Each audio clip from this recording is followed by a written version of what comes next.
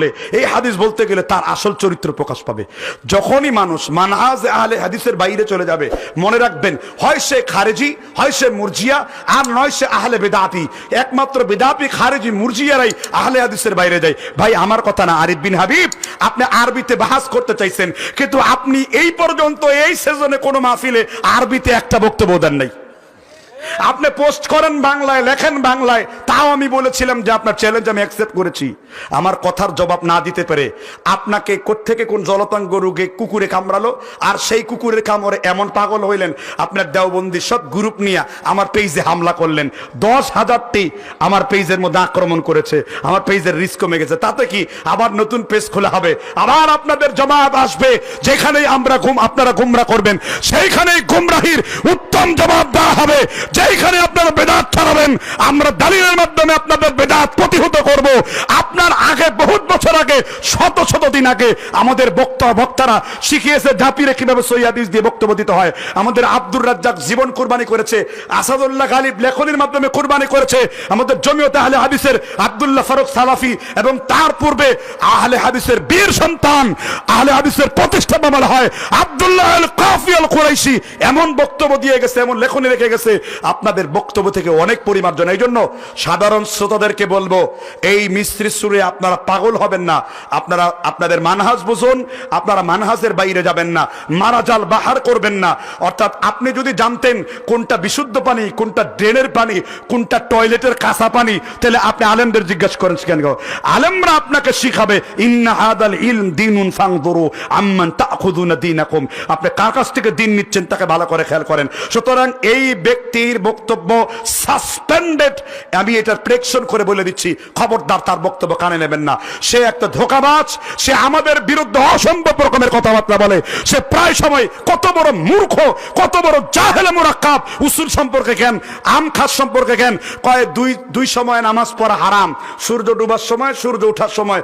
যখন ভাইয়েরা আমার আহলে হাদিসের প্রশ্ন করেছে, যখন কেউ এখন ওই যে দুখুলুল মসজিদ পড়তে যাবে তখন তার হুকুম কি হবে? কারণ হাদিসে আসছে মসজিদে যখন যাবে 2 রাকাত কি পড়বে। আরে ভাই বুঝলেন না কেন? এই সালাতটা ফরজ নামাজ নিষিদ্ধ হওয়ার সাথে দুখুলুল মসজিদ নিষিদ্ধ হওয়ার সাথে নয়।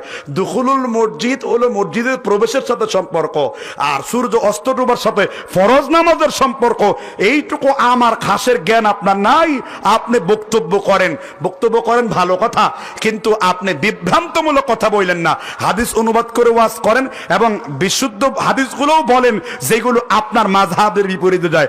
এই মুকাল্লিদের একটা বৈশিষ্ট্য হলো মুকাল্লিদ বিষ খেয়ে মরে যেতে রাজি, সহিহ হাদিস তাদের পক্ষে যদি বিপক্ষে যায় এটা বলতে রাজি না। এই জন্য হাফেজ বার বলেছেন লা ফারকা বাইনাল মুকাল্লিদ ওয়াল বাহিমা। একজন পশু আর মুকাল্লিদের কোনো মানে পার্থক্য নাই। ভাই যদি আমি এই কথা বলে অন্যায় করি, ইবনুল বারকে কবর থেকে উঠে জিজ্ঞাসা করেন। যখন তারাবির মুয়াত্তা মালিকের হাদিস বলি, এই আরব বিন হাবিবের গ্রুপের লোকেরা বলছে যে উবাই ইবনে কাব তামিমানিদ দারি ইয়াকুম আলিন নাস আলা 11 রাকাআ। হাফেজ ইমাম ইবনুল বার বলেছে এই হাদিসের মধ্যে ওয়াহাম আছে, মানে মুহাম্মদ ইবনে ইউসুফ সাইব ইবনে ইয়াজিদ তিনি 20 রাকাত বলতে যে মুখ ফসকায় নাকি 11 রাকাতের কথা নাকি তিনি বলে ফেলেছেন।